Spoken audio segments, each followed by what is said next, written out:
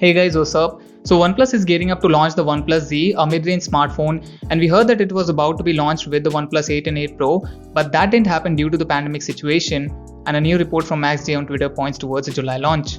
With the OnePlus 8 Pro, the company has stepped into the premium flagship territory, creating a void in the sub-$500 category which the OnePlus Z will fill in.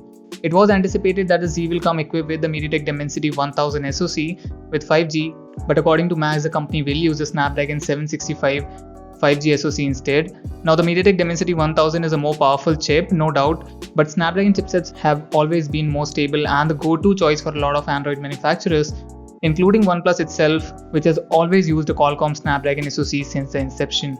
The Snapdragon 765 is an upper mid-range SoC, second to only the flagship Snapdragon 865, but the performance will take a hit even compared to the Dimensity 1000. A shocking news for a lot of people who were expecting to get a flagship level performance.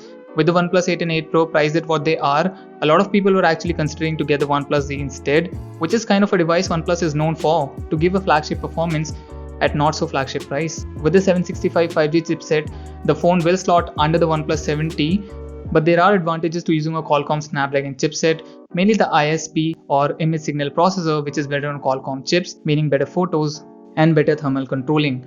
Coming to other specs, the phone should have a 6.4-inch Full HD Plus AMOLED display with a 90Hz refresh rate, 6 or 8GB of RAM, 128GB UFS 2.1 storage and a 4000 mAh battery.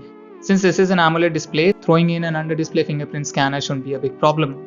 The camera setup should be more or less similar to the OnePlus 8 with a 48MP Sony IMX586 as a main sensor, along with a 16MP ultra-wide camera and a 2MP macro camera.